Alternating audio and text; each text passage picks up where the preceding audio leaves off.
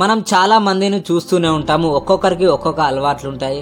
వారి వారి ఆలోచనలు తగ్గట్టు వాళ్ళ అలవాట్లు నిర్ణయించబడి ఉంటాయి.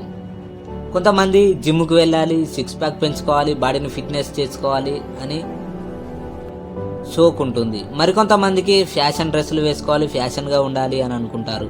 ఇంకొంతమంది బ్యూటీ మీద, ఫ్యాషన్ మీద ఉంటుంది. మరికొంతమందికి డ్రైవింగ్ అంటే ఇష్టం, ఇంకొంతమందికి యాక్టింగ్ అంటే ఇష్టం. అదేవిధంగా మన విషయానికి వస్తే మనం కూడా మనకంటూ ఒక గోల్స్ని పెట్టుకోవాలి. పెట్టుకున్న దాన్నే అలవాటుగా మార్చుకోవాలి, దాన్నే హ్యాబిట్ చేసుకోవాలి. అప్పుడే మనం మన నిజ జీవితంలో మనం సక్సెస్ పొందగలం. ఈ పెట్టుకున్న గోల్స్ని ఏ విధంగా సక్సెస్ పొందాలి అనేది మనం ప్రాక్టికల్గా డిస్కషన్ చేద్దాం.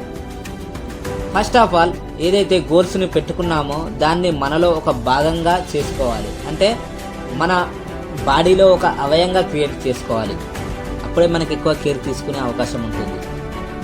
ముందుగా దానికి ఎక్కువ సమయాన్ని ఇవ్వండి. కనీసం రోజులో 1 గంట టైంను కేటాయించండి. మీరు ఏదైతే పెట్టుకున్నారో దాన్ని రాత్రి పడుకునే ముందు ఆలోచించండి. ఆలోచించిన దాన్ని మరుసటి రోజు పూర్తి చేయడానికి ప్రయత్నిస్తుండండి. సెకండ్ వన్ వచ్చేసి డైలాంగ్. మనం ఒక గోల్స్ని ఎంచుకున్నాం అనుకోండి. ఫర్ ఎగ్జాంపుల్ తీసుకోండి, ఒక బైక్ తీసుకోవాలని అనుకుంటున్నారు, లేదా కారు తీసుకోవాలని అనుకుంటున్నారు. అప్పుడు మరుసటి రోజు మనం రోడ్డు పైన వెళ్తుంటే ఎన్ని వాహనాలు ఉన్నా సరే మనకు మాత్రం ఆ ఒక బైక్ మాత్రమే కనిపిస్తుంది. అంటే మన మైండ్కి ఎంత పవర్ ఉందో మనం అర్థం చేసుకోవాలి. ఈ ఒక్క చిన్న మాట మనకు అర్థం చేసుకున్నామంటే మనకు ఒక సూపర్ పవర్ దొరికిందన్నమాట. చాలామంది గోల్స్ను పెట్టుకుంటారు, బట్ మధ్యలోనే ఆపేస్తుంటారు. ఎందుకంటే వారికి సరి అయిన పద్ధతిలో ఆలోచించడం, సరి అయిన పద్ధతిలో ప్రయత్నించడం చేయరు, కాబట్టి మధ్యలోనే విఫలమవుతుంటారు. థర్డ్ వన్ వచ్చేసి కాన్ఫిడెన్స్. ఫర్ ఎగ్జాంపుల్ తీసుకోండి, ఎవరైనా సక్సెస్ అయిన పీపుల్స్ను తీసుకోండి. వారి యొక్క హిస్టరీ చూడండి. వారు ఫస్ట్ టైం స్టేజ్ మీదకి ఎక్కినప్పుడు భయపడడం, రెండవసారి స్టేజ్ మీదకి ఎక్కినప్పుడు తనను చూసి జనాలు నవ్వడం కానీ, మూడోసారి స్టేజ్ మీదకి ఎక్కినప్పుడు మెల్లగా మాట్లాడడానికి ప్రయత్నించడం, 4వసారి స్టేజ్ మీదకి ఎక్కినప్పుడు తను కాన్ఫిడెంట్గా మాట్లాడగలుగుతాడు. అంటే ఫెయిల్ అయినా సరే బట్ ప్రయత్నించడం మాత్రం ఆపవద్దు. కాన్ఫిడెంట్గా ఉండు, అప్పుడే నీ సక్సెస్ని నువ్వు చివరి వరకు చేరుకోగలవు. ఫెయిల్ అయితే ఎక్స్పీరియన్స్ వస్తుంది, అంతే కదా. ఫెయిల్ అయితేనే కదా సక్సెస్ విలువ తెలిసేది. ఫెయిల్ కాంది మనకు సక్సెస్ విలువ ఎలా తెలుస్తుంది చెప్పండి. Fourth one, right decision, wrong decision. చాలా వరకు తొందరపడే నిర్ణయాలు తీసుకొని ఎక్కువ ఆలోచించకుండా తొందరపాటు నిర్ణయాల వల్ల